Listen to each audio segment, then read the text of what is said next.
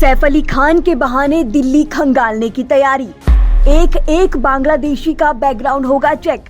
LGB के सक्सेना ने commissioner को दिया ऑर्डर। अगले महीने दिल्ली विधानसभा चुनाव होंगे। इसी बीच सैफ अली खान पर हुए हमले की गूंज अब मुंबई से दिल्ली तक पहुंच चुकी है। कड़ाके की ठंड के बीच सियासी पारा हाई हो गया है। सैफ पर हुए गंभीर हमले के बाद बौखलाए उपराज्यपाल वीके सक्सेना ने हर बांग्लादेशी नागरिक के बैकग्राउंड चेक करने के लिए एक विशेष मिशन चलाने के आदेश दे दिए हैं। और तो और अनुराग ठाकुर ने आरोपी को केजरीवाल का रिश्तेदार तक ठहरा दिया है। तो उधर मुंबई पुलिस के साथ आरोपी एक बार फिर सैफ अली खान के घर पहुंच गई है। पूरा माजरा क्या है, चलिए आपको एक एक कर बताते हैं। दरअसल सैफ पर हमले के मामले में मुंबई पुलिस ने एक बांग्लादेशी नागरिक को गिरफ्तार किया है, जो अपनी पहचान बदलकर महाराष्ट्र के ठाणे में रह रहा था। इसके बाद से दिल्ली में भी बांग्लादेशी लोगों को लेकर चर्चा का बाजार सरगर्म हो गया है। दिल्ली में 5 फरवरी को विधानसभा के चुनाव होने वाले हैं और बांग्लादेशियों को लेकर पहले से आरोप प्रत्यारोप चलते रहे हैं, जिसके कारण अब ऐसे आदेश दिए गए हैं। दिल्ली एलजी द्वारा पुलिस कमिश्नर को लिखे गए पत्र में कहा गया है कि अवैध प्रवासी अक्सर दुकानदारों और अन्य निवासियों द्वारा मजदूर घरेलू सहायक के रूप में बहुत ही कम मजदूरी पर रख लिए जाते हैं, जिससे स्थानीय श्रम बाजारों पर दबाव पड़ता है। संगठित गिरोहों और स्वार्थी समूह इन प्रवासियों को बसाने, उन्हें रोजगार दिलाने और आधार, वोटर आईडी और राशन कार्ड जैसे फर्जी दस्तावेजों के आधार पर काम करने में मदद करते हैं। उपराज्यपाल ने निर्देश दिया है कि ऐसे घुसपैठियों की पहचान के लिए एक विशेष अभियान मिशन मोड पर चलाया जाए। इसके साथ ही आपको ये भी बता दें कि मुंबई पुलिस के अनुसार गिरफ्तार 30 वर्षीय बांग्लादेशी नागरिक मोहम्मद शरीफुल इस्लाम की ओर से जो सिम कार्ड का इस्तेमाल किया जा रहा था, वो पश्चिम बंगाल के खुकुमोनी जहांगीर शेख के नाम पर रजिस्टर्ड है। आधार कार्ड का यूज कर उसने सिम कार्ड लिया था। सूत्रों ने बताया कि शरीफुल इस्लाम ने कुछ हफ्ते तक पश्चिम बंगाल के कुछ जिलों में भी यात्रा की थी। करीब 7 महीने पहले भारत में एंट्री करने के लिए शरीफुल इस्लाम ने दावकी नदी पार की थी। इसके बाद पश्चिम बंगाल में वह कुछ हफ्ते तक रहा। आखिर में नौकरी की तलाश में मुंबई चला गया। मुंबई पुलिस के अनुसार उसने आधार कार्ड बनाने की भी कोशिश की थी, लेकिन ऐसा करने में वो असफल रहा। वहीं सैफ अली खान पर हुए हमले के मामले में मुंबई पुलिस ने आरोपी मोहम्मद शरीफुल इस्लाम उर्फ शहजाद के साथ घटना का सीन रिक्रिएट किया है। पुलिस आरोपी को सैफ अली खान की इमारत के पिछले हिस्से से लेकर घर के अंदर दाखिल होने के रास्ते तक ले गई।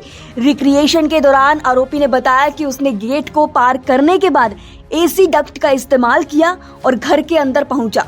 पुलिस ने सीन रिक्रिएट के लिए आरोपी को घर के पास गार्डन और बांद्रा रेलवे स्टेशन भी लेकर गई, जहां वह घटना के बाद पहुंचा था। इस रिक्रिएशन में आरोपी की हर एक्टिविटीज को दोबारा दोहराया गया ताकि घटना की कड़ी को समझा जा सके। सीन रिक्रिएट के दौरान क्राइम ब्रांच के साथ फोरेंसिक टीमें भी मौके पर मौजूद थी।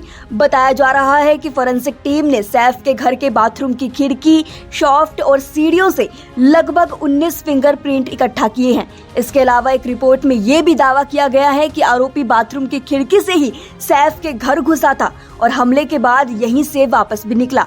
बता दें कि हमलावर की पहचान मोहम्मद शहजाद के रूप में हुई है, जो बांग्लादेश में रहने के दौरान राष्ट्रीय स्तर का कुश्ती चैंपियन भी निकला। इससे पहले शहजाद ने अपने बयान में कहा था कि उसे अभिनेता की पहचान के बारे में पता ही नहीं था। रविवार को बांद्रा कोर्ट में पेश किए जाने के बाद वह पुलिस हिरासत में है। इधर सैफ अली खान के मामले में सियासी पारा भी हाई हो गया है। केंद्रीय मंत्री अनुराग ठाकुर ने सैफ पर हुए हमले को लेकर आम आदमी पार्टी के संयोजक अरविंद केजरीवाल पर हमला बोला है। उन्होंने कहा है कि अगर एक खान पर हमला होता है तो केजरीवाल प्रेस कॉन्फ्रेंस करने लगते हैं और जब हमलावर बांग्लादेश का निकलता है तो चुप्पी साध लेते हैं। क्या ये बांग्लादेशी उनका रिश्तेदार लगता है? हमारे लिए सदा नेशन फर्स्ट रहा है, राष्ट्र प्राथमिकता रही, राष्ट्र प्रथम रहा है।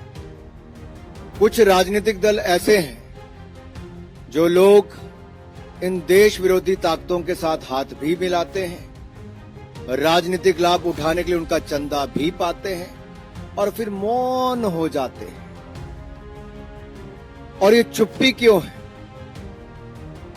तब तो वो बड़े बड़ी बातें करते हैं और ये डबल डेटिंग करने वाले माननीय राहुल गांधी जी और अरविंद केजरीवाल जी ये बाहर से कुछ और अंदर से एक ही नजर आते हैं।